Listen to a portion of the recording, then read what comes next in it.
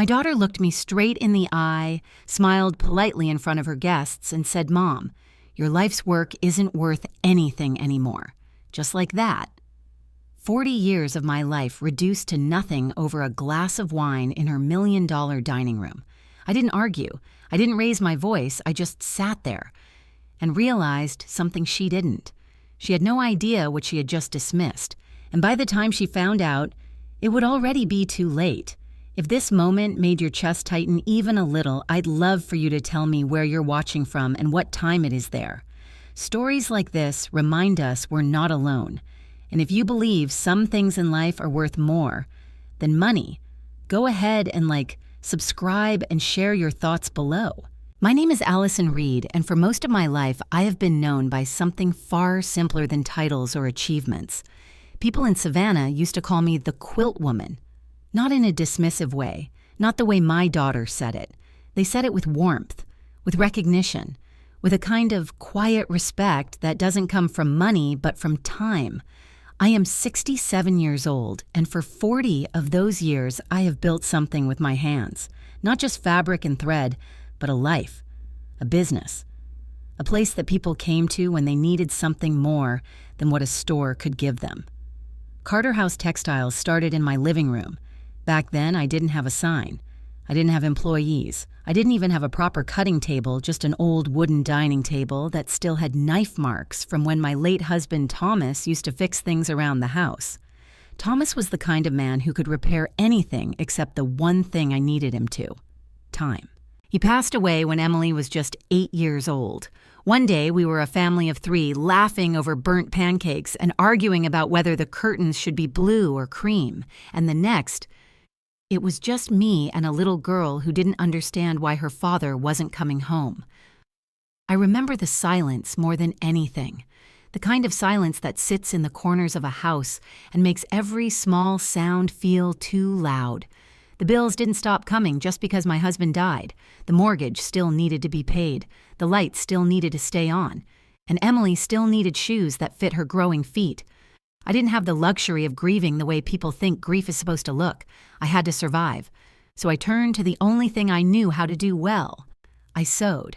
At first it was small things, hemming pants for neighbors, fixing torn sleeves, adjusting old dresses so they could be worn one more season.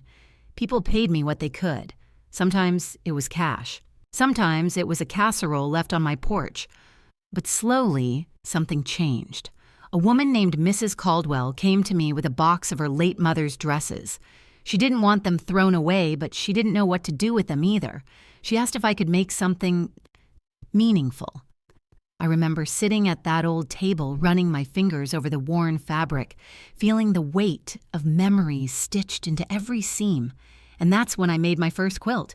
Not just a blanket, but a story. When I handed it back to her, she cried.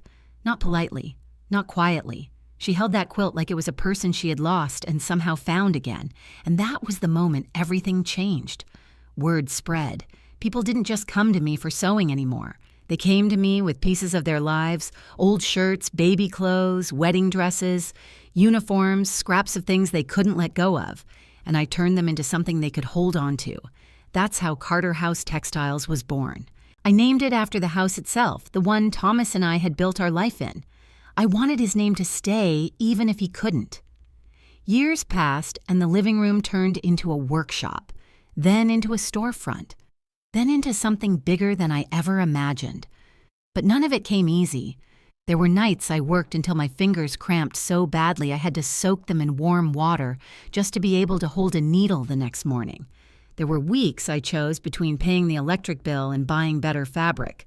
There were moments I sat on the floor after Emily went to bed and wondered if I was failing her. But every morning I got up and did it again, because I didn't have a backup plan. I had a daughter. Emily grew up surrounded by fabric and thread. She used to sit on the floor next to me playing with scraps while I worked. Sometimes she would fall asleep with her head resting against my leg, the hum of the sewing machine like a lullaby. She used to tell people proudly, "My mom makes memories." I held on to that sentence longer than I should have, because somewhere along the way, she stopped saying it. I made sure she had everything I didn't. She had dance lessons even when I had to take on extra orders to afford them. She had new clothes for school, not hand-me-downs. She had a college education paid for in full by years of work that no one ever saw. I remember the day I wrote the final tuition check. My hands were shaking not because I couldn't afford it, but because I knew what it had cost me to get there.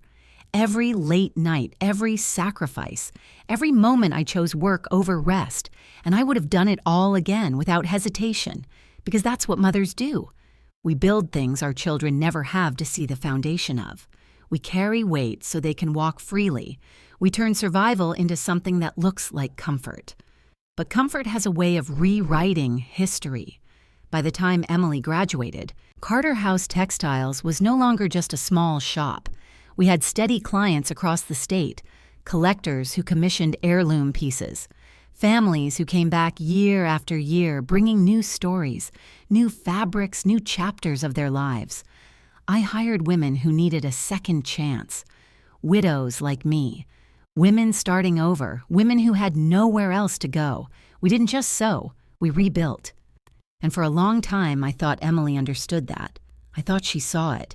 But somewhere between that little girl on the floor and the woman she became, something shifted. She stopped seeing what I built as something strong and started seeing it as something small. And I didn't notice when pride turned into distance, or when distance turned into something colder. Because when you love someone that deeply, you don't look for the moment they begin to walk away from you. You just keep hoping they'll turn back. Looking back now, I think the first real sign wasn't something she said. It was something she didn't. The first time she introduced me to one of her friends after college, she didn't say, "This is my mom. She owns Carter House Textiles." She just said, "This is my mom." And for a second, I told myself that was enough, that it didn't matter. But it did. Because what we choose to say and what we leave out often tells the truth we're not ready to admit. Still, I ignored it. I ignored the small things, the hesitation in her voice when she talked about my work, the way she changed the subject when people asked questions, the polite smile that never quite reached her eyes when she visited the shop. I told myself she was just busy, that she had her own life now, that this was normal, because sometimes the truth is too painful to recognize when it first appears, and by the time it becomes undeniable, it's already been there for a long time. I didn't realize just how far she had drifted until the night she invited me to dinner and said she wanted to talk about my future, and for the first time in years, I felt something I couldn't quite name. Not fear, not yet, but something close to it. The night Emily invited me to dinner, I stood in front of my closet longer than I'd like to admit. At 67, you learn not to fuss too much over appearances, but that night felt different. I wasn't nervous in the way you get before a big event. It was something quieter, a kind of awareness that something was shifting even if I couldn't yet see how. I chose a soft navy dress I had worn only a handful of times. Simple, clean, respectable, the kind of thing that wouldn't embarrass her. That thought alone should have told me everything. Emily's house sat in one of those new developments just outside Atlanta. Perfect lawns, identical mailboxes, wide windows that seemed designed more for display than comfort. Daniel had done well for himself. That much was obvious the moment I pulled into the driveway. 2 cars I couldn't name sat parked out front, both shining like they had never seen a speck of dust. The house itself was large in a way that didn't feel lived in yet, like a showroom waiting for life to catch up. I paused before getting out of the car, resting my hands on the steering wheel. I told myself I was proud of her, and I was. I just didn't expect to feel so out of place while doing it. Emily opened the door before I could knock. "Mom," she said, smiling. It was a practice smile. Polite. Controlled. She kissed my cheek lightly, already stepping aside to let me in before the moment could linger. "You made it right on time." "I've always been good with time," I replied gently. She laughed, but it didn't reach her eyes. Inside, everything was immaculate. Neutral colors, clean lines, not a single object out of place. No clutter, no history, no softness. Daniel appeared from the dining room sleeves, rolled just enough to suggest effort without discomfort. "Allison," he said warmly, extending a hand instead of a hug. "Good to see you. You too, Daniel." His grip was firm, confident, measured. There was something about the way he held eye contact a second longer than necessary that made me feel like I was being evaluated. "Dinner's almost ready," Emily said quickly. "Come sit." We moved to the table, and I noticed immediately that there were only 3 place settings. No guests, no friends, just us. That small detail tightened something in my chest. This wasn't a social dinner. This was a conversation, the kind you prepare for, the kind you don't fully explain in advance. Dinner itself was pleasant, at least on the surface. Emily asked about the shop, but not in the way she used to. Her questions were broader now, less curious, more strategic. "How's business been this year?" "Steady," I said. "We've had a lot of custom work." "Custom," Daniel repeated, as if testing the word. "That's a niche market." "It's a loyal one," I replied. He smiled slightly. "Loyal doesn't always scale." I didn't respond to that. Instead, I took a sip of water and let the silence settle just long enough to make it clear I wasn't interested in turning dinner into a debate. Emily jumped in quickly. "What Daniel means is there's a lot of opportunity in your area right now." Opportunity. There it was. The word people use when they want to change something that already works. I set my fork down gently. "I've heard that before," I said. Daniel leaned back slightly, folding his hands. "Savannah's been expanding. Property values are rising, especially in historic zones like yours." "Yes," I said calmly, "they have." Emily exchanged a glance with him. It was quick, subtle, but I caught it, and suddenly everything felt coordinated. "Mom," she began, her tone softening in a way that felt intentional. "We've been thinking about your future." There it was again, your future. Not your life, not your work, your future, as if everything behind me had already been quietly filed away. "I see," I said. Daniel leaned forward now, his voice taking on a more structured tone. "We ran some numbers," he said. "Your property alone is worth significantly more than what you're currently generating from the business." I felt something in my chest shift. Not surprise, but confirmation. This wasn't a conversation. It was a proposal. "We're talking about a redevelopment opportunity," he continued. "Boutique retail, possibly mixed use. It could transform that entire block. Transform, another word people use when they want to erase something and call it progress." Emily reached for her glass but didn't drink. "You've worked so hard your whole life," she said. "You deserve to enjoy it now. Enjoy it." As if what I had built wasn't something I was still living inside, as if it were something separate from me. "I do enjoy it," I said quietly. There was a pause. Not long, but long enough. Emily's expression tightened just slightly. "That's not what I mean," she said. I don't want you stuck in something that doesn't have real value anymore." And there it was. Not as sharp as the words she would say later, but just as cutting. "Doesn't have real value." I looked at her then. Really looked. At the woman sitting across from me. The woman I had raised. The woman who used to fall asleep beside me while I worked late into the night. And for a moment, I tried to find that little girl in her face. But all I saw was distance. "Value can mean different things," I said carefully. Daniel smiled again. "Yes," he said, "but the market tends to define it pretty clearly." I almost laughed at that. Not because it was funny, but because it was so certain, so confident, so incomplete. Emily leaned forward slightly. "We're not saying what you built didn't matter," she said quickly. "Of course it did. It helped you get to where you are. Helped you get to where you are. Past tense, finished, over." But now she continued, "It's just outdated." The word hung in the air like something fragile and dangerous at the same time. Outdated. I felt it settle somewhere deep inside me. Not as anger, not yet, as something colder, something that didn't rush, something that waited. I picked up my fork again, more out of habit than hunger. "I've heard that word before, too," I said. Emily sighed softly. "Mom, please don't take this personally." That was the moment I knew she didn't understand, because there are things in life that cannot be separated from who you are, and what I built was one of them. Daniel reached for a folder beside him. I hadn't noticed it before. Of course I hadn't, because they hadn't wanted me to. He slid it across the table toward me. "We put together some projections," he said, "just so you can see the potential." Potential. The word that always comes right before something is taken. I didn't open it, not yet. Instead, I rested my hand lightly on top of it and looked at both of them. My daughter, and the man she trusted. And for the first time that night, I stopped feeling uncertain and started feeling something else entirely. Awareness. Because now I understood. This wasn't about helping me. This wasn't about my future. This was about something they wanted and they believed. I didn't understand enough to see it. That realization didn't make me angry. It made me quiet. And sometimes, quiet is far more dangerous. I didn't open the folder right away. Instead, I let my hand rest on it, feeling the smooth weight of paper that had already decided what my life should become. Emily watched me carefully. Not anxiously, no, she wasn't worried. She was waiting, expecting a certain kind of response, agreement, gratitude, relief.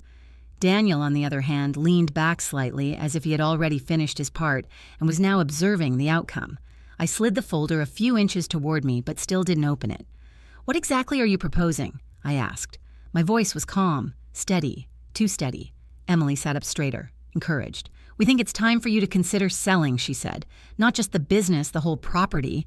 There it was, clean, direct, final. I nodded slowly as if I needed to hear it out loud to understand it fully. "And Carter House?" I asked. Daniel answered this time. "It served its purpose," he said. "But the market has changed. You're sitting on prime real estate that could be doing a lot more. Doing more. As if what it was doing now wasn't enough." Emily leaned forward, her tone softening again. "You wouldn't have to worry about anything anymore," she said. "We could handle everything. The sale, the development, the transition. You'd be taken care of. Taken care of." That phrase landed differently. It always does when it comes from someone who believes you can no longer take care of yourself. I finally opened the folder. Inside were charts, numbers, renderings of buildings that didn't exist yet, but had already replaced mine in their minds. Glass storefronts, clean lines, modern signage. Not a trace of Carter House anywhere. Not a trace of me. I flipped through a few pages in silence. Projected revenue, estimated returns, development timelines. It was all very impressive, very polished, very complete, except for one thing. "Where do the people go?" I asked quietly. Emily blinked. "What people?" I looked up at her. "The women who work with me," I said. "The ones who rely on that shop. The clients who've been coming for years. The families whose pieces we're still finishing." Daniel waved a hand slightly. "Those things tend to resolve themselves during transition," he said. "Resolve themselves." I closed the folder, carefully, deliberately. "So they're not part of the plan," I said. Emily's expression tightened. "Mom, you can't think like that," she said. "This is business." No, this was exactly why I had to think like that. Because to them, it wasn't personal. To me, it was everything. I placed the folder back on the table between us. "And what happens if I say no?" I asked. The question shifted the air, not dramatically, but enough. Daniel straightened slightly. Emily hesitated, only for a second, but I saw it. "Well," she began choosing her words more carefully now. "We just think it wouldn't be a smart decision." Smart. There it was again. The quiet implication that anything outside their plan was lesser. I folded my hands in my lap. "And why is that?" I asked. Daniel leaned forward again, his tone a little firmer now. "Because you're not maximizing what you have," he said. "You're holding on to something that no longer holds real value." And that was when it happened. The moment that would stay with me longer than anything else, said that night. Emily didn't stop him. She didn't soften it. She didn't correct it. Instead, she nodded and added, "Mom, your life's work isn't worth anything anymore." Just like that. No hesitation, no apology, no awareness of what these words actually meant. The room didn't fall silent. But something inside me did. 40 years, gone, not erased, but dismissed, reduced to a sentence spoken between bites of dinner. I felt my fingers press lightly against each other in my lap. A small grounding motion. Because if I let myself react the way I wanted to, if I let the weight of those words rise too quickly, I wouldn't be able to hold it together. And I needed to. Not for them, for me. I looked at her, really looked this time, and I realized something I hadn't allowed myself to see before. She believed it. Not out of cruelty, not entirely, but out of certainty. She had built a life where value was measured in numbers, in scale, in growth, in visibility, and compared to that, What I had built looked small to her, quiet, unimportant. That realization hurt more than the words themselves, because it meant this wasn't just something she said in the moment. It was something she had been thinking for a long time. I nodded slowly. "I see," I said. Emily let out a small breath as if we had reached some kind of understanding. "Yes," she said. "I knew you would. But we hadn't, not even close." Daniel smiled, slightly satisfied. "We can take the next steps whenever you're ready," he said. I stood up. Not abruptly, not dramatically, just finished. "I'll need some time," I said. Emily frowned slightly. Time for what she asked. To think, I replied. Daniel opened his mouth, but Emily spoke first. "Mom, there's really not much to think about," she said. "This is a good opportunity. Opportunity, that word again." I picked up my purse. "There's always something to think about," I said, gently. For a moment, none of us moved. Then Emily stood as well. "I just don't want you making decisions based on emotion," she said. I paused, turned back to her, and for the first time that night, I let a small piece of truth show in my eyes. "Emotion is the only reason any of this exists," I said quietly. She didn't understand that. Not yet. Maybe not ever. I walked toward the door. Daniel didn't try to stop me. Emily followed, but only out of habit. At the doorway, she touched my arm lightly. "Just think about it, okay?" she said. I nodded. "I will." That part, at least, was true, because I would think about it, carefully, thoroughly, completely, just not in the way she expected. I stepped outside into the night air. It was cooler than I had anticipated, or maybe it just felt that way. I walked to my car, each step slower than the last, not because I was weak, but because I was processing. Not the proposal, not the numbers, not even the plan, the words. Your life's work isn't worth anything. I sat in the driver's seat and closed the door. And for the first time that night, I allowed myself to feel it. Not loudly, not violently, but fully. The weight of every late night, every sacrifice, every moment I chose survival over comfort. Reduced to nothing, I let my hands rest on the steering wheel. And I sat there, in silence, until something inside me shifted. Not back, not forward, just into place. Because pain, when you don't run from it, has a way of clarifying things.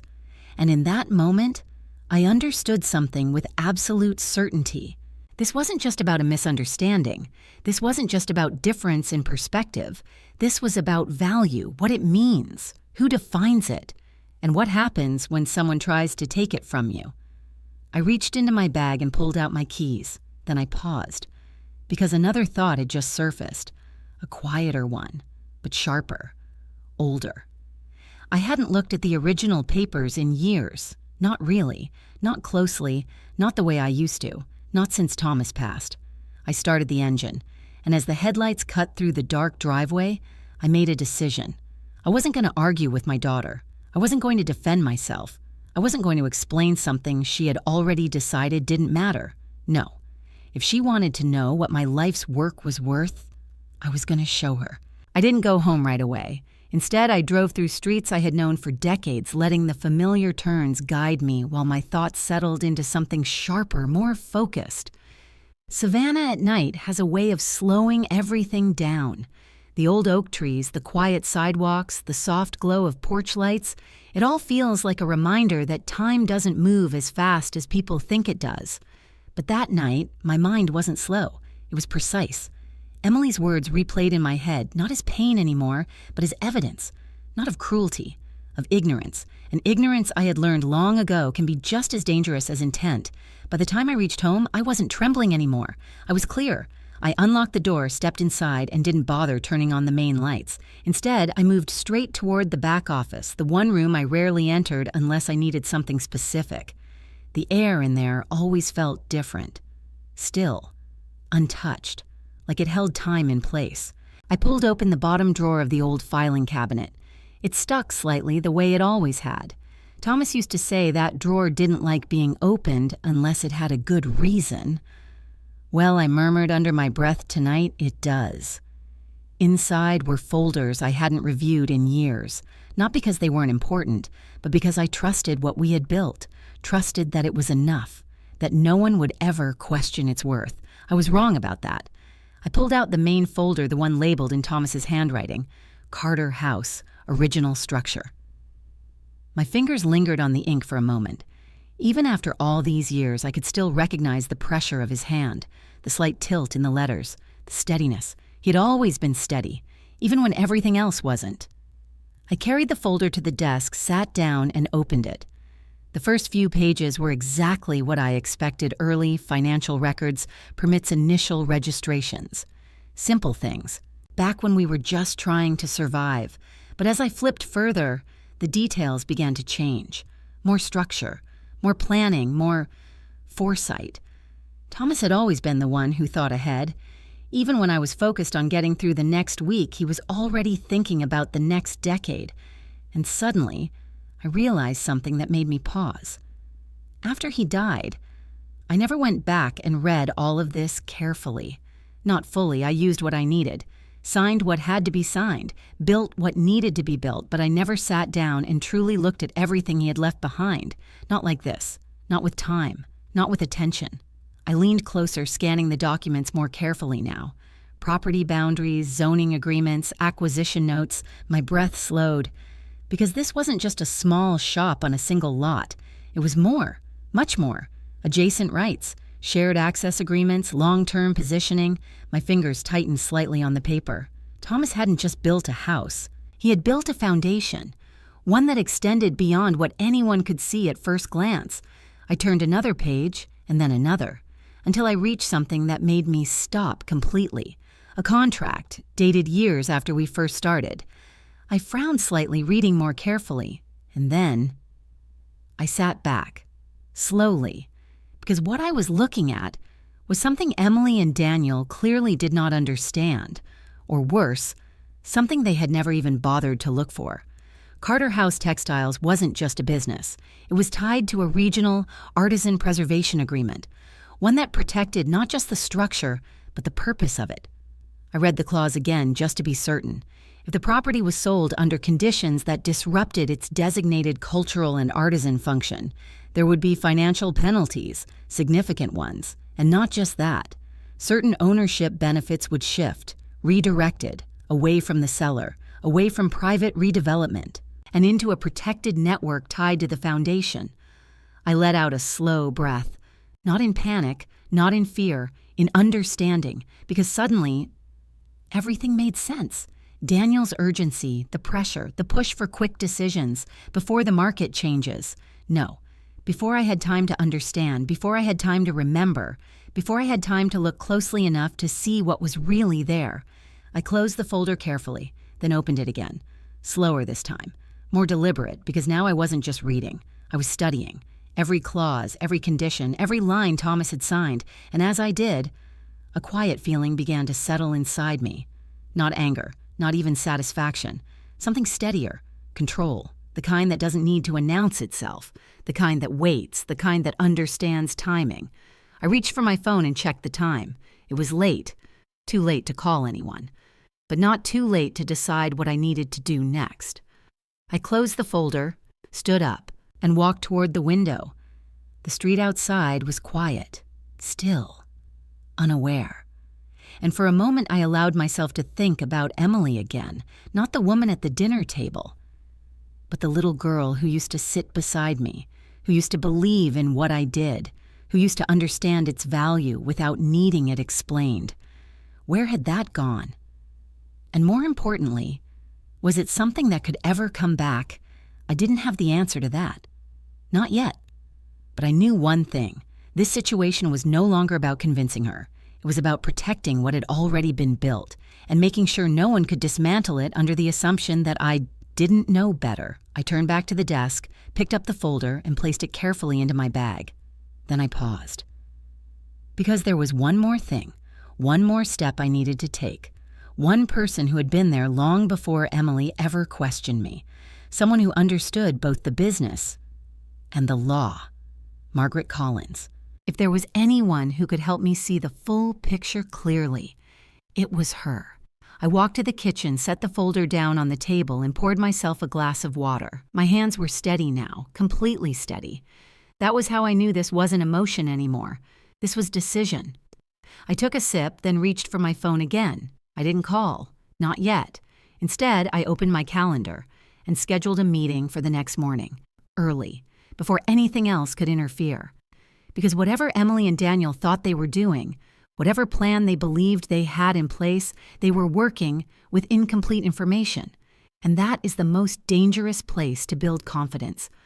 I set the phone down, looked at the folder one more time, and allowed myself a small, quiet thought. Not bitter, not vengeful, just certain. If my daughter believed my life's work was worthless, then she was about to learn something she should have understood a long time ago. Worth is not something you declare, it's something you discover. And discovery often comes at a cost. I arrived at Margaret Collins's office 10 minutes early. Old habits don't leave you no matter how much life changes around you. When you've spent decades running a business that depends on other people's trust, you learn very quickly that being on time is not about respect for the clock. It's about respect for the people waiting.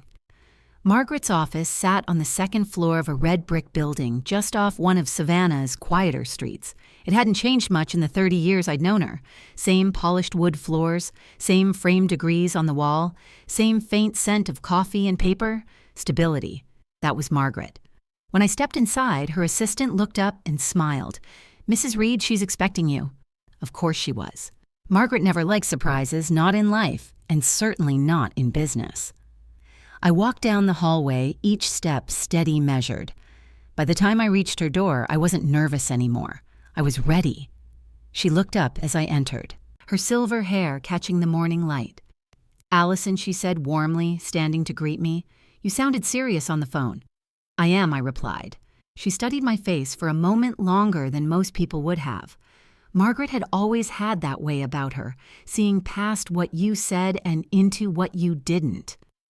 "Sit," she said, gesturing to the chair across from her desk. I placed the folder carefully in front of her, but didn't open it yet. "I need you to walk through this with me," I said, "all of it. Not just what I remember, what I might have missed." Margaret raised an eyebrow slightly. "That's not something you usually say." "No," I admitted. "It isn't." She leaned back in her chair, folding her hands. "Then I assume something has changed." I met her eyes. It has. I didn't need to explain everything yet. Not the dinner, not the words, not the quiet shift that had taken place. Margaret nodded once, then reached for the folder. "Let's see what we're dealing with." The room fell into a different kind of silence then. Not the kind that feels empty, the kind that works. She opened the folder and began flipping through the pages, her expression calm but focused. I watched her carefully. Margaret never rushed. She read everything the way it deserved to be read with attention. After a few minutes, she spoke. "You haven't looked at these in a while, have you?" "No," I said honestly. She nodded. "I can tell." That might have stung once. Now it didn't, because she wasn't criticizing me. She was stating a fact. She turned another page, then another. Then she stopped. Her fingers rested lightly on the paper as her eyes moved more slowly this time, more deliberately. I recognized that moment. That was the moment Margaret found something. "Well," she said quietly. That single word carried weight. What I asked. She didn't answer right away. Instead, she tapped the document lightly. "Allison," she said, "do you understand exactly what this is?" "I have an idea," I replied, "but I want to be sure." She leaned forward slightly. "This isn't just a business structure," she said. "This is layered protection." I felt something in my chest settle, not relief, but confirmation. "Go on," I said. Margaret adjusted her glasses and continued. "Your late husband set up a hybrid model," she explained. "Private ownership combined with conditional preservation agreements tied to a regional artisan foundation." "Yes," I said slowly. "I saw that. But what you may not fully realize," she continued, "is how restrictive those conditions are." I stayed quiet, letting her speak. "If you or anyone acting through you attempt to sell this property in a way that disrupts its designated function—" She paused, then looked directly at me. "It doesn't just reduce value," she said. "It triggers penalties." "How significant?" I asked. Margaret gave a small, almost humorless smile. "Significant enough that any developer who didn't fully understand this would be taking on serious risk." My fingers tightened slightly in my lap, and if they did understand it, I asked. "Then they'd either walk away," she said, "or try to move very quickly before you had a chance to fully review your position." There it was. exactly what I had been thinking. Pressure, I said quietly. Margaret nodded. Yes. I leaned back in my chair, exhaling slowly. They've been pushing me to sign, I said. Quick timelines, urgency, framing it as opportunity. Margaret's expression hardened slightly. They usually do. I looked at her. Usually, I asked. She held my gaze. Allison, she said, this isn't the first time I've seen something like this. That didn't surprise me. But it did something else. It sharpened my awareness. They think I don't understand what I have, I said. Margaret didn't hesitate. They're counting on it. The room felt quieter now, heavier, but not in a way that overwhelmed me, in a way that grounded me, because clarity, even difficult clarity, is better than uncertainty. I leaned forward slightly. What about ownership, I asked. Is there anything else I need to know? Margaret turned a few more pages. Yes, she said. I waited. There are extended rights tied to adjacent usage, she explained. Access corridors, shared agreements, long-term positioning that increases value over time. How much value, I asked. She considered that for a moment. More than what anyone would assume from a surface-level evaluation, she said. I almost smiled. Not because it was funny, but because it confirmed what I already suspected. Emily and Daniel had looked, but they hadn't looked deeply enough. They had seen opportunity, but not structure. They had seen numbers, but not conditions. They had seen value, but not risk. And that difference, that gap, was everything. Margaret closed the folder gently. So she said, "What exactly are they asking you to do?" I hesitated. Not because I didn't want to tell her, but because saying it out loud would make it more real. "They want me to sell," I said finally. "The property, the business, everything." Margaret didn't react immediately. She simply nodded as if placing that information into a larger picture. "And how are they presenting it?" she asked. "As help," I said, "as a smart decision, as something I should do before it's too late." Margaret let out a quiet breath. "Before it's too late," she repeated. Then she looked at me again. "Allison," she said, her voice steady, "you need to understand something very clearly. I'm listening. You are not in a vulnerable position here," she said. "They are." That landed differently. Because up until that moment, part of me had still been thinking like a mother, still been thinking about what Emily needed, what Emily believed, what Emily didn't understand. But Margaret wasn't speaking to me as a mother.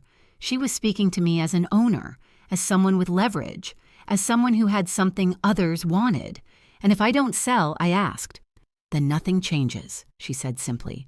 "You continue exactly as you are, and if I consider it, I asked."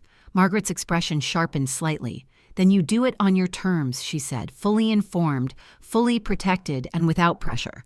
I nodded slowly. That made sense, but something else was forming in my mind now, something beyond just protection. What if I said carefully I let them believe I'm considering it? Margaret studied me for a moment. Longer this time. More closely. "That depends," she said. "What are you trying to accomplish?" I didn't answer right away, because the truth was still settling into place, not as anger, not as revenge, as something quieter, more deliberate. "I want them to understand," I said finally. "Understand what I met her eyes, what it's actually worth." Margaret didn't smile, but something in her expression shifted. Recognition. That, she said slowly, can be arranged. And in that moment, the last piece fell into place, because I wasn't just protecting my life's work anymore. I was preparing to show it, fully, clearly, on terms they couldn't ignore. And once they saw it, once they understood what they had dismissed so easily, there would be no taking it back. When I left Margaret's office, I didn't feel overwhelmed. I felt steady. Not lighter, not heavier, just grounded in something I hadn't fully allowed myself to feel in years. Clarity. It's a quiet kind of power. It doesn't rush. It doesn't need to prove itself. It simply sits there waiting for you to act on it. And for the first time since that dinner, I wasn't reacting to what Emily and Daniel wanted. I was thinking about what I would allow. That distinction matters more than people realize, because once you stop asking what others expect of you and start asking what you accept, you take back control in ways that don't require a single raised voice. I drove straight to Carter House Textiles. The shop looked exactly the same as it had the day before. The same soft bell above the door, the The same display window filled with quilts that held more stories than most people ever hear in a lifetime. The same worn wooden floor that creaked just slightly under familiar steps. Nothing had changed. And yet, everything had. I stepped inside and the smell of fabric thread and something warm, something lived in, wrapped around me like it always did. "Morning," Miss Allison Ruth called from the back. Her voice carried that same grounded tone I had known for years. Reliable, honest, real. "Morning, Ruth," I replied. She appeared a moment later, wiping her hands on a folded cloth, her eyes studying my face the way people do when they know you well enough to sense something beneath the surface. "You all right?" she asked. I smiled faintly. "I am," I said. She tilted her head slightly. "That's not the same as fine," she said. I let out a quiet breath. "No," I admitted, "it isn't."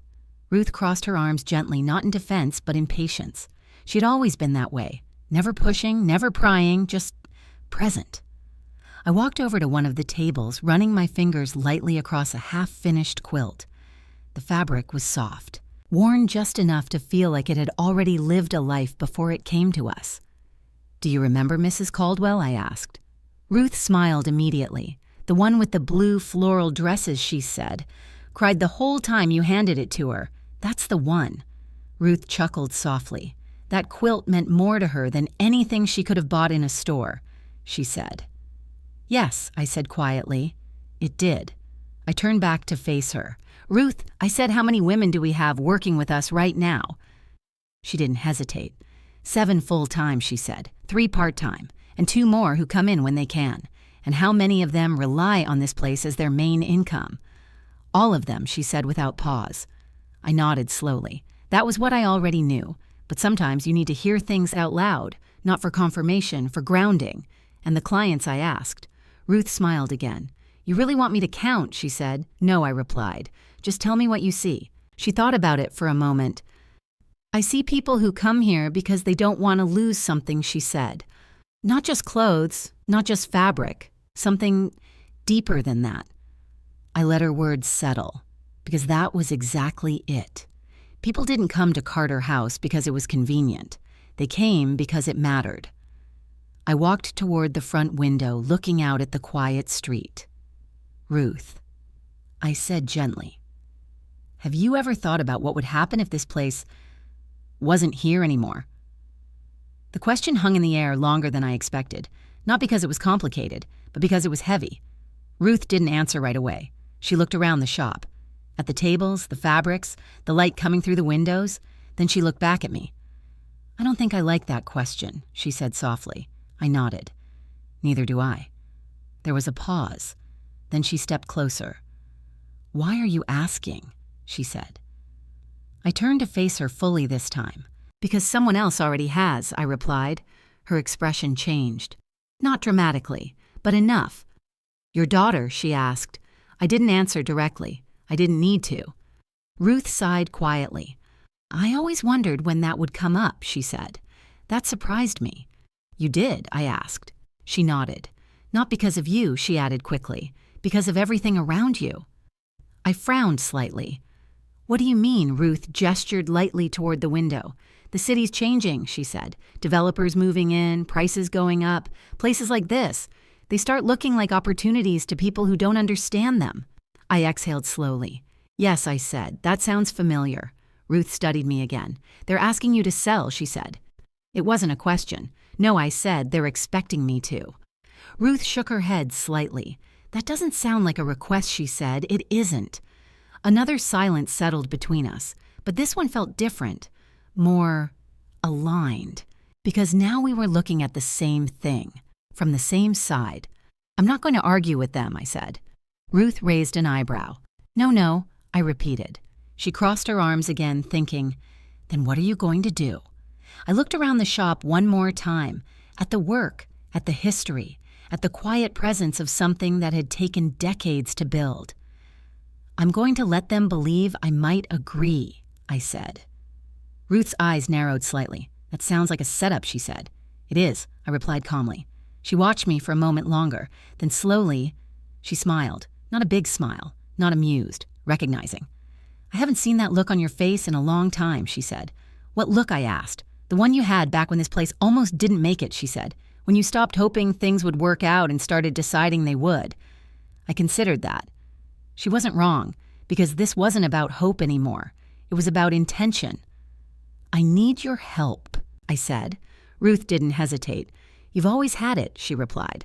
I nodded. I'm planning something, I said. Something that's going to show exactly what this place is and what it isn't. Ruth tilted her head. How there's an anniversary coming up, I said. 40 years. Her eyes widened slightly. That's right, she said. I almost forgot. I said. Because now, it wasn't just a date. It was an opportunity. And I want it to be more than a celebration, I continued. I want it to be undeniable. Ruth leaned against the table slightly. You're going to invite them, she said. Again, not a question. Yes, and you're going to show them everything, she added. Yes. She let out a slow breath. Well, she said that's going to be something. I almost smiled. Yes, I said quietly. It is. Ruth straightened up, her expression shifting from reflective to practical. Then we better start preparing, she said. Exactly, I replied. Because this wasn't going to be emotional, not in the way they expected. It wasn't going to be a confrontation, or an argument, or a defense. It was going to be a demonstration, of value, of structure, of truth. And once it was done, once everything was laid out clearly, completely, and without room for interpretation, there would be no more assumptions, no more dismissals, no more quiet disrespect hidden behind polite words. There would only be reality, and reality doesn't ask for permission to be understood.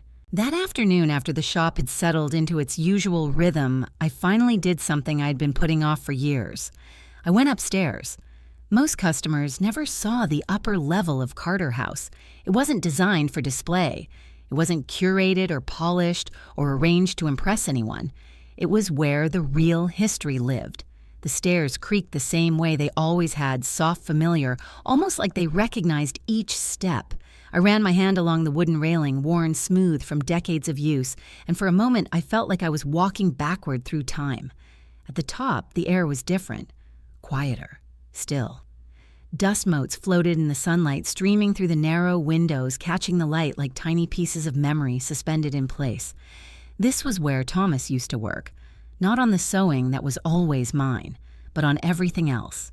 The structure, the numbers, the things that didn't show but held everything together. I hadn't been up here in a long time, not properly, not with intention. After he died, I came up once or twice looking for specific papers, things I needed to keep the business running. But I never stayed, because staying meant remembering, and remembering back then felt like something I couldn't afford. Now, I could. I walked slowly across the room, my steps careful, deliberate. Everything was still there. The old drafting table, the metal filing cabinets, the stack of notebooks tied together with a faded piece of string. I stopped at the table. For a moment I just stood there looking at it. Then I reached out and untied the string. The notebooks were worn, the edges softened with time.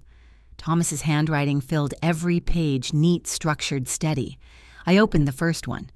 At first it looked like simple planning, early projections, supply lists, expense tracking. But as I turned the pages, the entries became more detailed, more intentional, less about survival, and more about design. I sat down slowly, pulling the notebook closer. Thomas had never done anything halfway. Even in the hardest years, when we didn't know if we'd make it through the next month, he was thinking ahead, positioning, structuring, protecting. I flipped to the middle of the notebook, and that's when I found it. A section marked with a small, deliberate line across the top of the page, if anything happens. My breath caught. Not sharply, but enough. I traced the words with my finger before reading further. His writing didn't change. Still steady, still calm, as if he had written this on a normal day, not knowing it would one day feel like a message left behind. If anything happens to me, the entry began. Allison will carry this forward. She always does. But she won't always look ahead the way I do. So I'm putting this here, not because she can't handle it, but because she shouldn't have to figure it all out alone. I closed my eyes for a brief moment. That sounded exactly like him. Never doubting me. Just preparing for me. I continued reading. The value of this place will never be obvious to people who measure value too quickly, he wrote. That's not a flaw. It's protection. I leaned back slightly in the chair. Protection. I turned the page. If the business ever stops serving the people it was built for, if it becomes something else, something hollow or purely transactional, then it should no longer belong to us in the same way. My chest tightened, because now I understood what I had only partially seen in the legal documents. This wasn't just a clause, it was a philosophy, a boundary, a line drawn not in reaction, but in principle. I read further. I've arranged it so that if that shift ever happens, control begins to move away from private hands, slowly, quietly, into something that protects the purpose, not just the structure. I sat there in silence. The room felt smaller somehow, not confined but focused, as if everything had narrowed down to this moment, this understanding. Thomas hadn't just built something that could survive, he had built something that could defend itself against neglect, against misuse, against people who would see only what they wanted to take from it. I looked around the room again, seeing it differently now, not as a space filled with old things, but as a space filled with intention. Every decision he made, every document he drafted, every agreement he signed, it was all part of something larger than I had allowed myself to see. I picked up another notebook, then another, each one filled with the same careful thinking, the same quiet foresight, and beneath it all, the same belief that what we had built mattered, not just to us, but to others, to people we might never meet, people who would come later, people who would need something this place could give them. I stood up slowly, holding one of the notebooks in my hands. For a moment I felt something I hadn't felt in a long time. Not grief, not exactly, something deeper, recognition.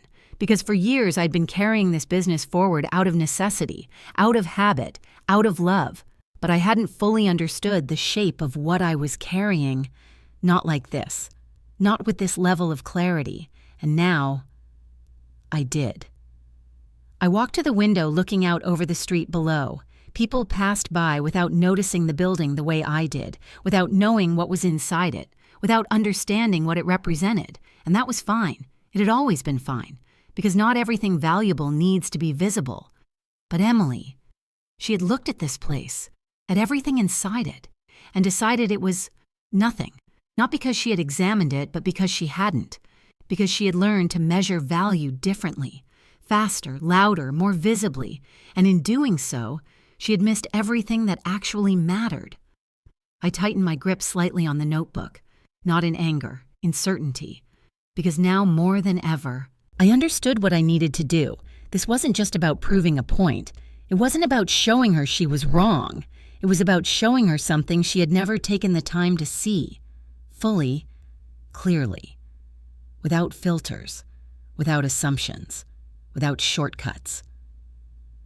I walked back to the table and carefully gathered the notebooks, stacking them neatly.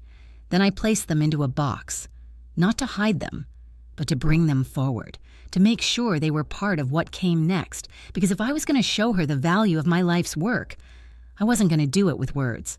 I was going to do it with truth, layer by layer, piece by piece, until there was no room left for dismissal, no space left for misunderstanding, no way for her to look at it and still call it worthless. I lifted the box, holding it close for a moment before turning toward the stairs.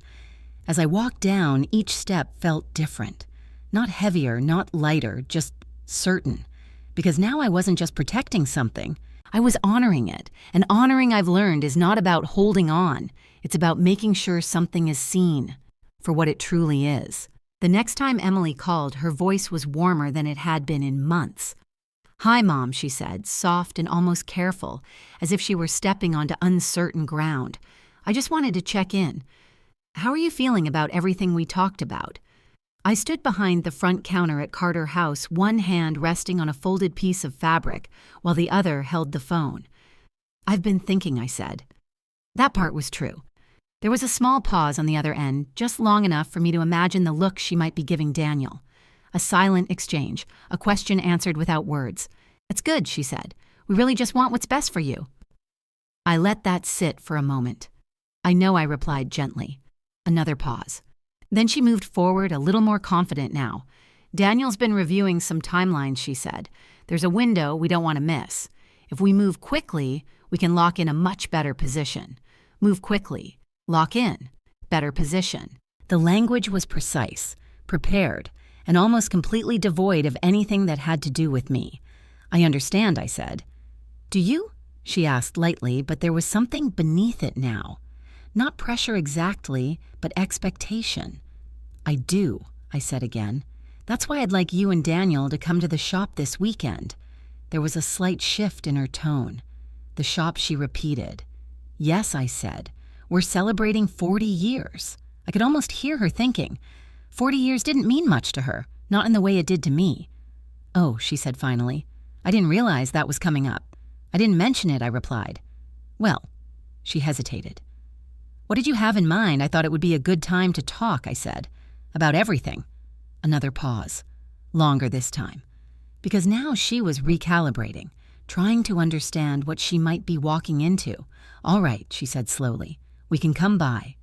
Good, I replied. And just like that, the stage was set. By the time Saturday arrived, Carter House felt different. Not physically. Everything was where it had always been, but there was a quiet energy beneath the surface, a sense of movement, of purpose. Ruth had been there early, helping me prepare.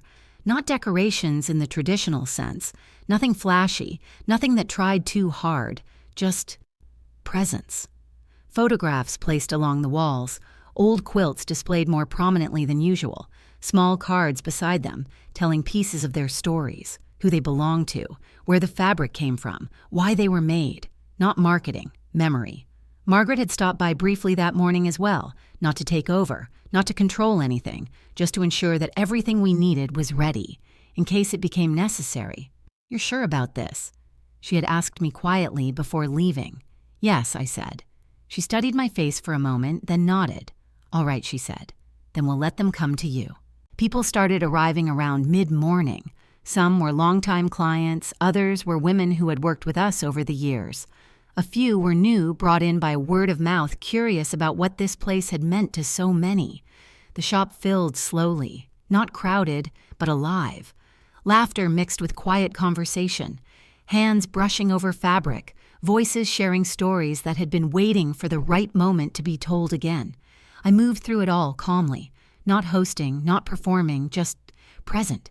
Because this wasn't about creating something new, it was about revealing what had always been there. Around noon, I saw them.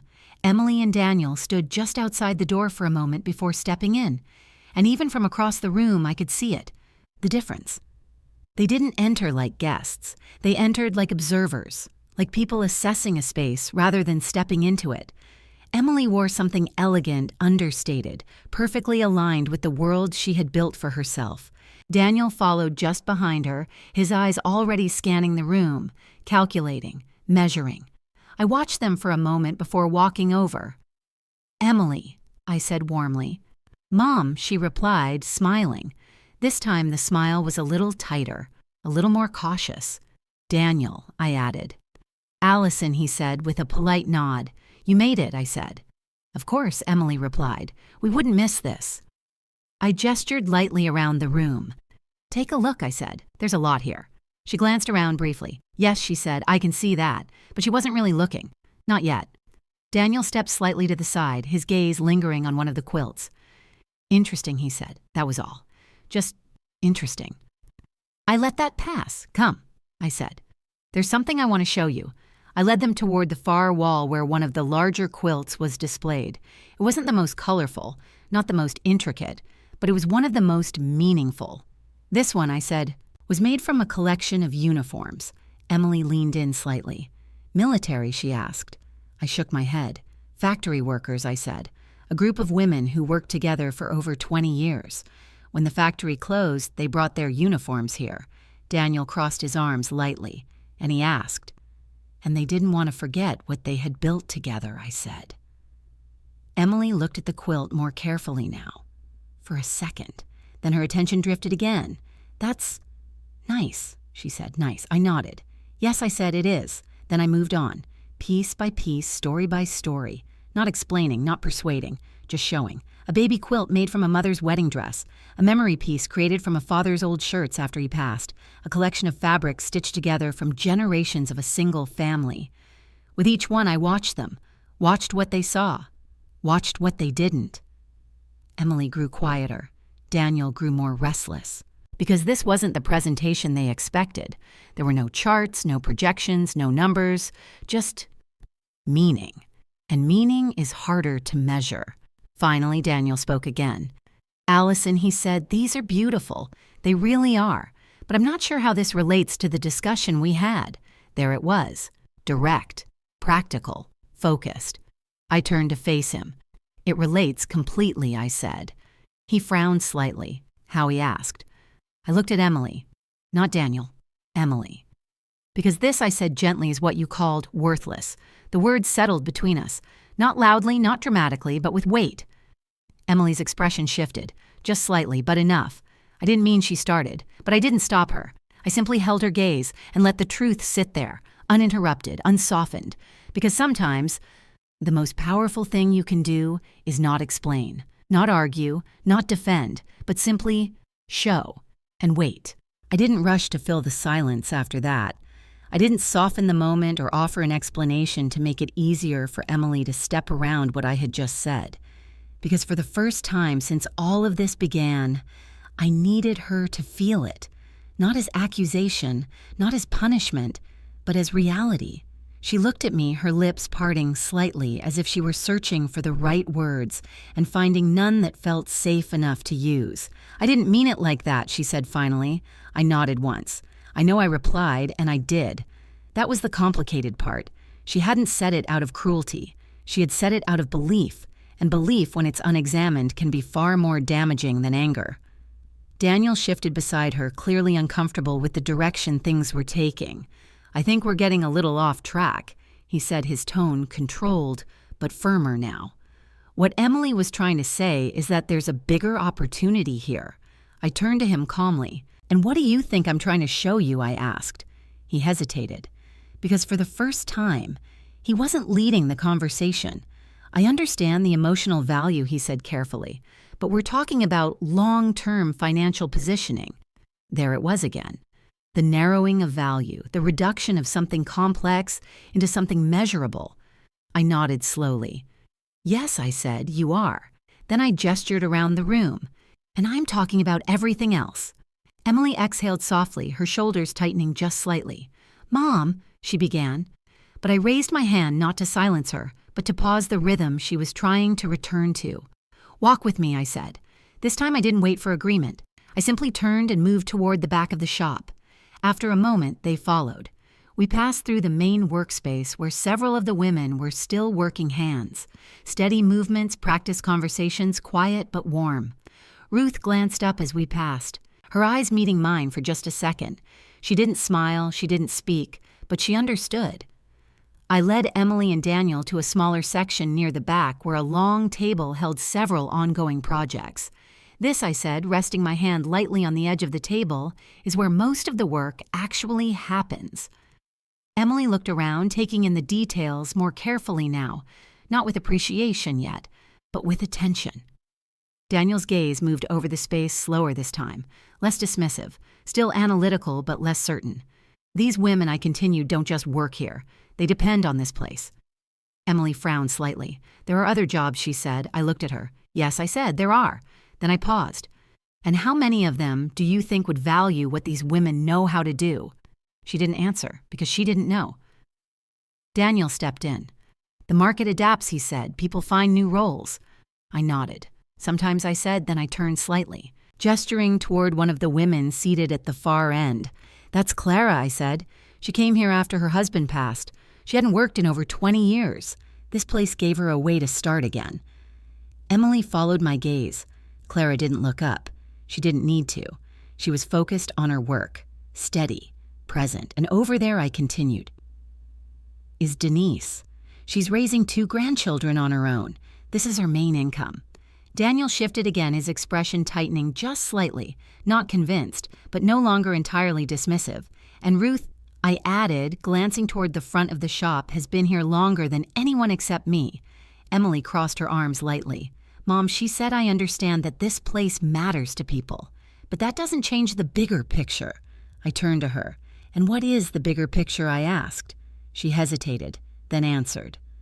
That you're holding on to something that isn't growing, she said, that isn't evolving. There it was again. Growth, expansion, scale, the language of her world. I nodded slowly. And how do you define growth, I asked. She blinked. What do you mean? I said, my voice still calm. Does something only grow if it gets bigger? She opened her mouth to respond, but paused. Because the answer wasn't as simple as she wanted it to be. Daniel stepped in again. Growth means increasing value, he said. I looked at him. And how do you measure that, I asked. In revenue, he said, in expansion, in market reach. I held his gaze for a moment, then nodded. That's one way, I said. I turned back to Emily. But it's not the only way. She looked at me, something shifting behind her eyes now. Not agreement, but uncertainty. And that was enough. Because uncertainty is where understanding begins. I walked back toward the front of the shop, knowing they would follow. And they did. More slowly this time. More aware. When we reached the main area again, the room felt different. Not because anything had changed, but because they had, even if only slightly. I moved toward a small table near the center of the room. On it were several items I had prepared earlier that morning. Not documents, not contracts, something else. I picked up a small stack of handwritten notes. These, I said, are from clients over the years. Emily frowned. Notes, she asked. Yes, I said. I handed her one. She hesitated before taking it, then unfolded it. I watched her eyes move across the page, slowly, carefully. Her expression didn't change much at first, but then it did. Just a little. What is this? She asked quietly. A thank you letter, I said, from a woman who lost her daughter. We made a quilt from her child's clothes. Emily swallowed. Her fingers tightened slightly on the paper. I handed another one to Daniel. He looked at it briefly, then again, longer this time. This is... He started, then stopped. I nodded. Yes, I said. I didn't need to finish the sentence for him because now they were beginning to see. Not fully, not yet, but enough to feel the edges of something they hadn't considered before. I stepped back slightly, giving them space, letting the room speak, the voices, the work, the presence of something that couldn't be reduced to numbers on a page. And in that moment, I knew. They had come expecting a negotiation, a discussion, a transaction. But what they were getting instead was perspective, and perspective, when it's real, doesn't just change what you see. It changes what you can no longer ignore. The room didn't grow louder, but it felt fuller. Emily was still holding the letter I'd given her, her eyes lingering on the last line longer than she probably intended. Daniel had folded his note once carefully, almost automatically, but he hadn't handed it back yet. For the first time since they arrived, neither of them spoke. That silence wasn't empty. It was working. I let it stretch. Then gently, I stepped forward. Would you like to hear a few of the stories behind those? I asked. Emily looked up, hesitating. There was something in her face now that hadn't been there before, less certainty, more caution. She started, then nodded. Okay. Daniel didn't respond, but he didn't object either. That was enough. I gestured toward the far side of the room where a few chairs had been arranged. Nothing formal, just a space where people could sit, talk, listen. We moved there slowly. A few of the women nearby noticed their conversations quieting slightly, not out of obligation, but curiosity. They had known me long enough to recognize when something mattered. I sat down, not at the center, just among them, because this wasn't a presentation. It was something else. I held one of the quilts in my hands, the same one I had shown earlier, made from factory uniforms. This came to us 3 years ago, I began. A group of women who had worked together for over 2 decades. Same building, same floor, same machines. Emily listened. Not distracted this time. Present. When the factory closed, I continued, they weren't just losing their jobs, they were losing each other. I ran my hand lightly over the fabric. Some of them had been through everything together. Marriages, divorces, children, loss. Daniel shifted slightly in his seat, but he didn't interrupt. They brought their uniforms here, I said. Not because they needed something new, but because they didn't want to lose what they had. I looked up at Emily. And what we made wasn't just a quilt, I said. It was a way for them to hold on to something that didn't have a place anymore. She swallowed, just slightly. I could see it. And that, I added quietly, is what you called worthless.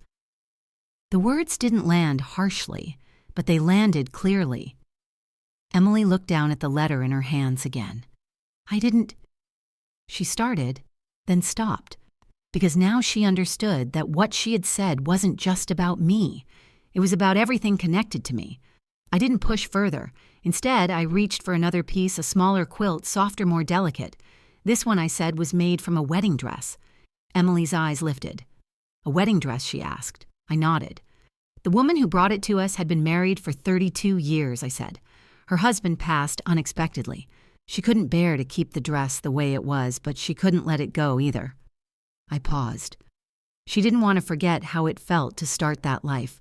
Emily's fingers tightened around the letter, and now she asked quietly.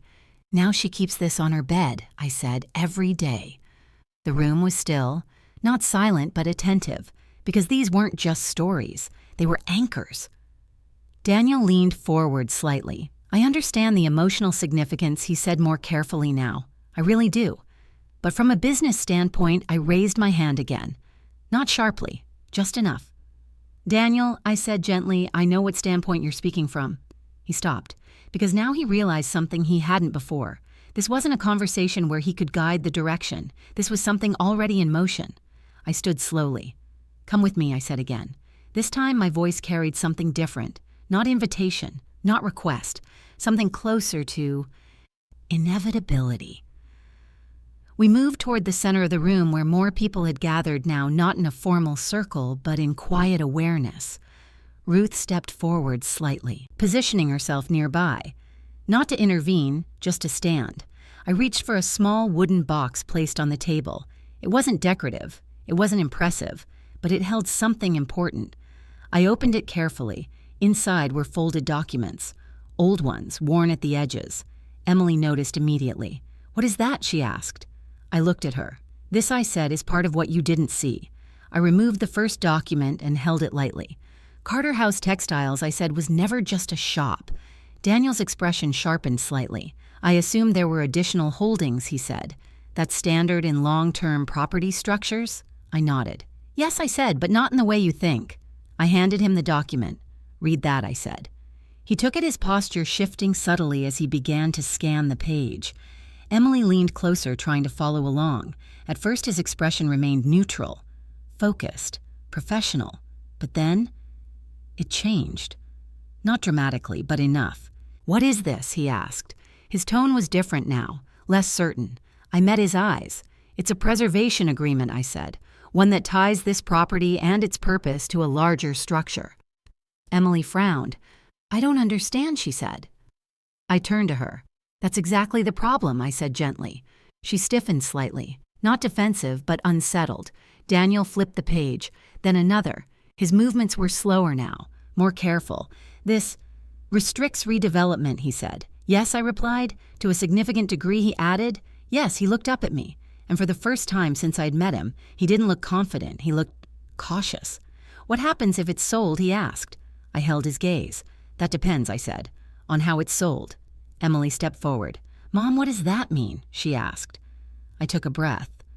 Not to steady myself, but to choose my words. It means I said that what you thought was simple isn't. I gestured lightly toward the room. The value of this place doesn't sit in one column, I continued. It's layered, protected, structured in ways that don't show unless you know where to look. Daniel stared at the document in his hands again. You didn't mention any of this, he said. I tilted my head slightly. You didn't ask, I replied.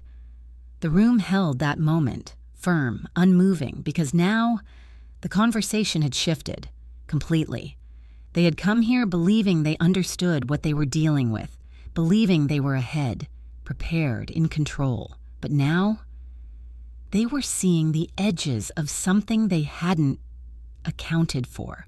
Something deeper, something older, something that didn't fit neatly into their projections, and that realization was just beginning. For a long moment, no one spoke. Daniel was still holding the document, but he wasn't reading it anymore. His eyes had stopped moving across the page. Instead, he stared at a single line as if trying to force it to mean something else. Emily stood beside him. her expression shifting between confusion and something closer to unease. "This doesn't make sense," she said finally. "Why didn't you ever tell me about this?" I looked at her calmly. "Because you never asked," I said. The words weren't sharp. They didn't need to be, because they were true. And truth, when it arrives at the right moment, doesn't require force. Emily opened her mouth, then closed it again. Daniel exhaled slowly, lowering the document slightly. "This kind of agreement—" He began, his tone more measured now. "It complicates things." I almost smiled. "Yes," I said, "it does." He looked at me again. "How long have you known about this?" he asked. "Since it was created," I replied. That wasn't entirely accurate, not in the way he meant it. I had known it existed, but I hadn't understood it fully, not until recently, not until I had taken the time to look. And that, I realized, was the difference between us. I had built something. He had evaluated it, and evaluation without understanding is always incomplete. Emily stepped forward slightly. "Mom, if this is true, then why would you even consider selling?" she asked. I held her gaze. "I didn't say I would," I said. The room shifted again, subtly but decisively, because now the ground beneath their assumptions had changed. Daniel straightened his composure, returning but not fully. "Let's take a step back," he said. "There may still be ways to work within these conditions." I nodded slowly. "There might be," I said. He seized on that. "But we'd need to review everything in detail," he continued. "Adjust the structure. Possibly renegotiate certain elements." "No," I said. I didn't raise my voice. I didn't interrupt him abruptly. I simply said it, clearly, firmly, and the effect was immediate. He stopped. Emily looked between us. "Mom," she began, but I shook my head slightly. "This isn't about finding a workaround," I said. Daniel's jaw tightened. "Then what is it about?" he asked. I stepped closer. Not aggressively, not confrontationally, just enough to make sure they were fully present. "It's about understanding what you were trying to change," I said. He frowned. "I understood the value," he replied. "No," I said quietly. "You understood the price." The distinction settled into the space between us, heavy, unavoidable. Emily looked at me again, her voice softer now. "I didn't know," she said. I believed her. That was the hardest part, because her ignorance didn't come from deception. It came from distance, from disconnection, from choosing not to look closely at something she had already decided didn't matter. "I know," I said. She swallowed, then looked down. "I thought—" She started, then stopped. I waited, because sometimes people need time to find the truth inside their own thoughts. "I thought it was just," she said slowly, "a small business." There it was, not cruel, not dismissive in tone, but revealing. I nodded. "That's what it looks like," I said. Daniel shifted again, his frustration starting to show. "Appearances don't change the financial reality," he said. I turned to him. "And what is the financial reality?" I asked. He hesitated. "Because now—" He wasn't entirely sure. "The property still has value," he said, "regardless of the restrictions." "Yes," I said, "it does. And that value could still be realized," he added. "Possibly," I replied. He leaned forward slightly. "Then why not explore it?" he asked. "Why not take advantage of what's there?" I looked at him for a long moment, not judging, not angry, just seeing him clearly, because not everything that can be taken should be, I said. That landed differently. Not as argument, as boundary. Emily looked up again. "Mom, are you saying you're not going to sell?" she asked. I met her eyes. "I'm saying," I replied, "that this was never a decision you got to make for me." The words were calm, but they carried something that hadn't been there before. Finality. Daniel stepped back slightly. "This isn't about making decisions for you," he said. "This is about helping you." "No," I said again, still calm, still steady. "But thank you for clarifying." He frowned. "I didn't—" "You did," I said. I gestured lightly toward the document still in his hand. "You came here with a plan," I continued. "A timeline, a set of expectations. That's how business works," he said. "Yes," I agreed, "when both sides understand what they're dealing with." He didn't respond, because now he knew. They hadn't. Emily's voice broke the silence. "I didn't mean to hurt you," she said. I looked at her, and for the first time since this began, I saw something that wasn't layered in certainty or distance. Regret. Not complete, not fully formed, but there. "I know," I said again, "but you did." Her eyes filled slightly, not with tears, but with something close to it. I just thought, she whispered. I know what you thought, I said gently. I stepped closer to her now, not to confront, but to reach. You thought this was small, I said, that it didn't matter, that it had already served its purpose. She nodded faintly. Yes. I took a slow breath. And that, I said, is why we're here. She looked confused.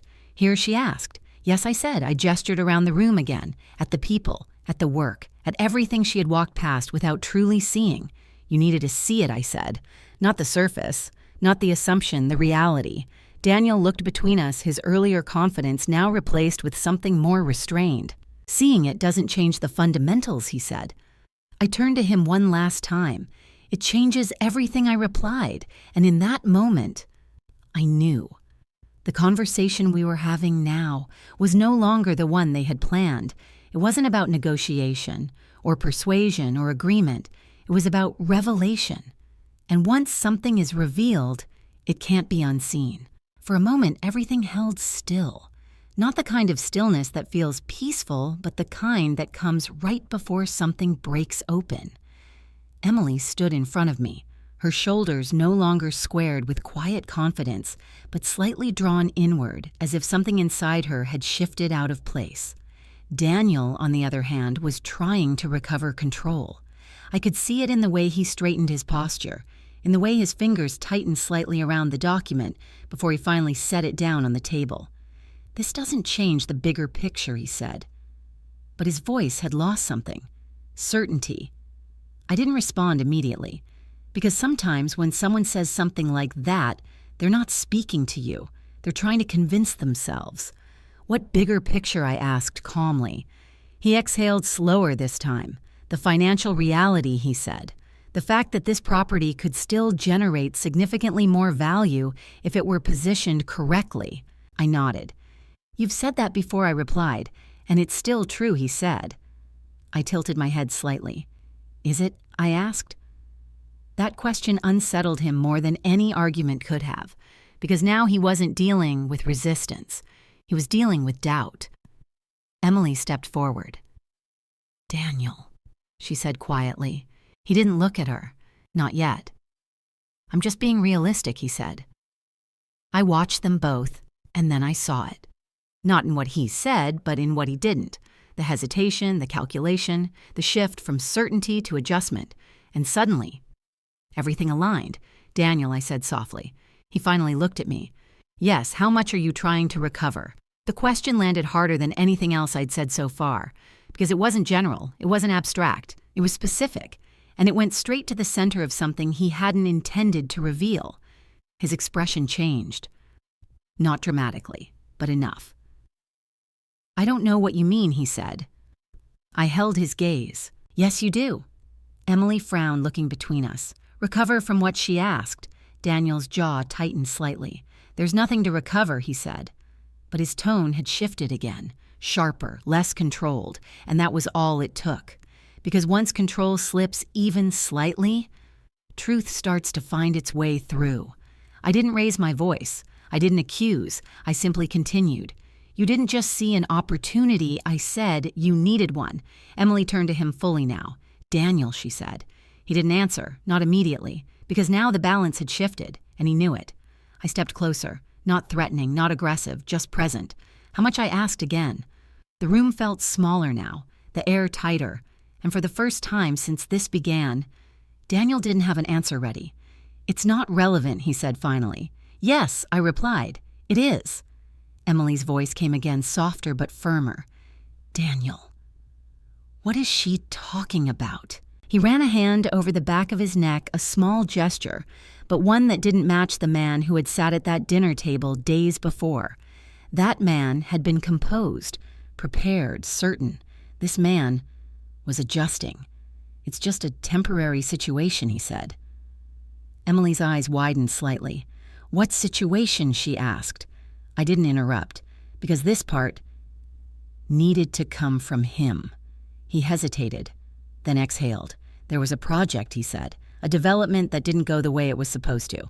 How bad, Emily asked. He looked at her, then away. Bad enough that I needed to restructure some things, he said. Restructure, she repeated. Debt, I said quietly. He didn't correct me. That was all the confirmation I needed. Emily took a step back. You never told me that, she said. It wasn't necessary, he replied quickly. Not necessary, she said, her voice rising just slightly. You're asking my mother to sell her entire life's work. And you didn't think it was necessary to tell me why it wasn't about that, he said. Then what was it about, she asked. He opened his mouth, closed it. Because now, there was no clean answer left. I watched them carefully, not with satisfaction, not with judgment, just awareness. Because this was the moment where everything they had built their argument on started to unravel. You told me this was about opportunity, Emily said. It is, he insisted. No, she said, shaking her head slightly. This is about you fixing something. He stepped closer to her. I was trying to protect us, he said. By using her, she replied. The word hung there, uncomfortable, unavoidable. He didn't respond, because now there was nothing left to hide behind. Emily turned to me. Her eyes were different now. Not distant, not dismissive, open, raw. I didn't know, she said again. I nodded, I know. That didn't absolve her. But it mattered. Because intention and impact are not the same. And understanding that difference is where change begins. She looked around the room, at the quilts, at the people, at everything she had walked past earlier without truly seeing. I thought, she whispered. I stepped closer to her. Not to comfort, not yet, but to be present. You thought this was small, I said. She nodded, yes. And you thought it didn't matter anymore. Another nod. Yes, I took a breath. And that's the part that hurt, I said. Not the proposal, not the pressure, not even the plan. The belief. Because beliefs shape actions long before actions are visible. Emily's eyes filled again, this time not with hesitation, but with something deeper. Recognition. I was wrong, she said quietly. I didn't respond immediately. Because words like that, they're important. But they're not enough. Not on their own. Daniel stepped back, the tension in his posture no longer hidden. This doesn't change the fact that the property still has value, he said. I turned to him one last time. It always did, I replied. He frowned. That's not what I meant. I know I said. And that was the difference. Because now, we were no longer talking about the same thing, and for the first time, he understood that. The room settled again. But this time, it felt different. Not tense, not uncertain, resolved. Because the truth had come out, not all at once, not dramatically, but clearly enough that it couldn't be pushed aside. Emily stood there quieter now, changed. Not completely, but enough to matter. And I realized something in that moment. This wasn't about proving her wrong. It never had been. It was about showing her something she had lost along the way. And now, she was finally beginning to see it. After that moment, the room didn't erupt. There were no raised voices, no dramatic exits, no sharp lines drawn in anger. Instead, everything slowed down, as if the truth once spoken had taken the air out of everything else. Daniel was the first to move, not decisively, not confidently. He simply stepped back, one step, then another, as if he needed distance not from me but from the situation he could no longer control. I should make a few calls, he said, his voice quieter now. Not defeated, but recalculating. Emily didn't look at him. She didn't stop him either. Do what you need to do, she said. There was no warmth in her voice, no partnership, just space. He hesitated for a moment, as if waiting for something more. But when it didn't come, he turned and walked toward the door. The bell chimed softly as he stepped outside. And just like that, the man who had walked in believing he understood everything, left without control of anything. The room remained quiet, but not uncomfortable. People slowly returned to their conversations, their work, their presence like water settling after a disturbance. Life resumed, because places like this don't stop for tension. They absorb it and move forward. Emily stood in the same place for a moment longer. Then she let out a breath she'd probably been holding for days. I didn't know she said again.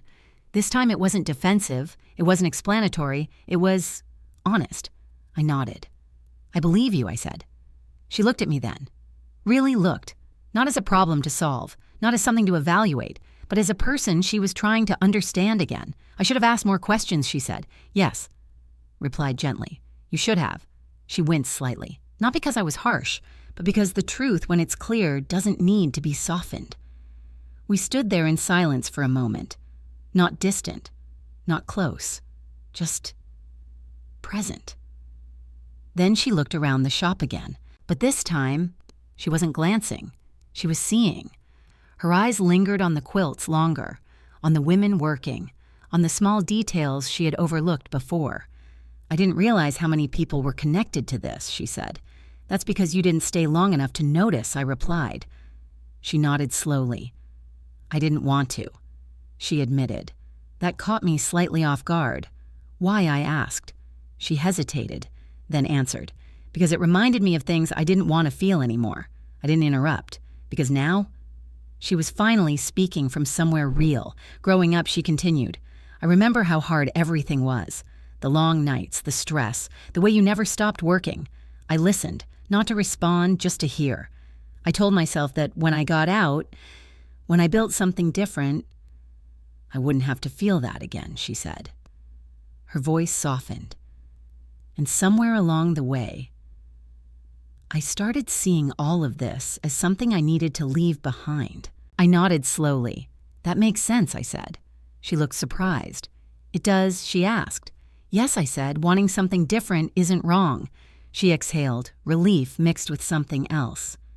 "But turning your back on what built you," I added gently, "that's where it becomes something else." She lowered her gaze. "I see that now," she said, and for the first time, I believed her, not because she said the right words, but because she said them without trying to protect herself. We moved toward the front of the shop together, not side by side exactly, but closer than before. Ruth glanced at us briefly, then looked away, giving us space without making it obvious. Emily stopped near one of the quilts, the wedding dress one. She reached out slowly, her fingers hovering over the fabric before finally touching it, gently, like she was afraid it might break. "This is the one you told me about," she said. "Yes." She traced a small section of the stitching. "It's beautiful," she said. This time the words sounded different, not polite, not distant, real. I watched her for a moment, then spoke. "Do you understand now?" I asked. She didn't answer right away. Instead, she kept her hand on the fabric, thinking, feeling, letting something settle. Then she nodded. "Yes," she said quietly. "I let that sit, because understanding isn't something you rush. It's something that unfolds." She turned to me. "I don't expect you to forgive me right away," she said. I appreciated that, more than she probably realized. "I'm not looking for perfect," I replied. "I'm looking for honest." She nodded. "I can be that," she said. We stood there for another moment. Then she took a step back. "I'd like to help," she said. I raised an eyebrow slightly. "Help," I repeated. She nodded. "Not take over," she added quickly. "Not change anything, just learn." That word mattered, learn, because it meant she understood where she needed to begin. I considered her for a moment, not as a mother deciding whether to comfort a child, but as someone deciding whether to allow someone back into something that mattered. "This isn't something you step into halfway," I said. I know she replied. "You start at the bottom," I continued. "You listen more than you speak. You work before you suggest." She nodded again. "I understand." I held her gaze for a moment longer, then nodded once. "All right," I said. "Not forgiveness, not yet, but opening. And sometimes that's where healing begins." Outside, I could see Daniel standing near his car phone pressed to his ear, pacing slightly, still trying to regain something, still trying to fix what had already shifted beyond his reach. I didn't feel anger toward him, not anymore, because people like him, they don't always understand what they're stepping into until it's too late. Emily followed my gaze. "He's not going to like how this turned out," she said. "No," I replied. "He won't." She looked back at me. "But I do," she said. That surprised me. Why, I asked. She smiled faintly, not polished, not practiced, just real, because for the first time in a long time, she said, "I feel like I'm seeing something I should have never stopped looking at." I nodded slowly, and in that moment, I knew. We weren't finished, not even close, but we were no longer lost. And sometimes, that's the most important step forward there is. The shop felt different in the weeks that followed. Not because anything dramatic changed overnight. Nothing about Carter House had ever worked that way. It wasn't built on sudden shifts. It was built on steady hands, on repetition, on time.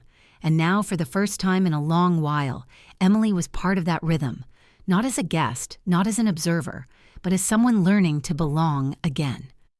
She didn't arrive in tailored outfits anymore. No polished heels tapping across the wooden floor. Instead, she came in simple clothes, practical, unremarkable, chosen not to be seen, but to be used. The first morning she showed up to help, she stood just inside the door for a moment longer than necessary, not unsure of whether to come in, but unsure of how. I watched her from behind the counter, didn't rush over, didn't make it easier, because this part she needed to step into on her own. "Morning," she said finally. "Morning," I replied. That was it. No ceremony, no acknowledgement of the shift. Just beginning. Ruth handed her a stack of fabric to sort, not gently, not harshly, just directly. "Start there," she said. Emily nodded. No hesitation, no complaint. She took the stack and moved to the table. And that was how it started. Not with apologies, not with promises, with work. The first few days were quiet, not uncomfortable, just careful. Emily didn't try to explain herself again. She didn't bring up the past. She listened, watched, learned. And slowly, the space that had once felt foreign to her began to settle into something familiar again. I noticed it in small ways. The way she started recognizing the fabrics without asking. The way she began remembering names. The way she stopped checking her phone every few minutes. Because this place didn't move fast enough for distraction. It required presence. And presence changes people. One afternoon, about 2 weeks in, I found her standing by the same quilt she had touched that day. The wedding dress one. Her fingers moved along the stitching more confidently now, more understanding. "It's not just the fabric, is it?" she said without turning. "No," I replied. She nodded slightly. "It's everything attached to it." "Yes." She turned then, looking at me with something steadier in her eyes. "I used to think you were just holding on to things," she said. I raised an eyebrow. "And now?" She hesitated. "Now I think you are holding things together." That stayed with me. Not because it was perfect, but because it was true. And truth, when it comes from someone who once couldn't see it, carries weight. We didn't talk much more about it that day. We didn't need to, because understanding doesn't always need to be explained once it settles in. It shows itself in actions, in choices, in presence. Over time, Emily became part of the rhythm of Carter House. Not leading, not directing, but contributing. She learned how long things actually took, how much attention each piece required, how many decisions were made that no one ever saw. And one evening, as we were closing up, she said something that brought everything full circle. "I used to think this place didn't grow," she said. I looked at her, and now?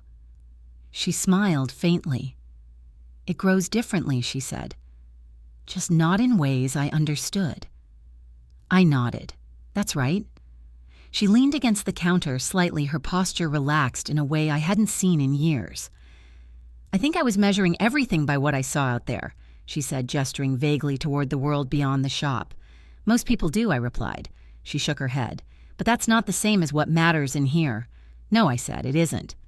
We stood in silence for a moment, not heavy, not awkward, just shared. Then she looked at me again. "I'm glad you didn't argue with me," she said. That made me smile slightly. Why, I asked. "Because I wouldn't have listened," she said honestly.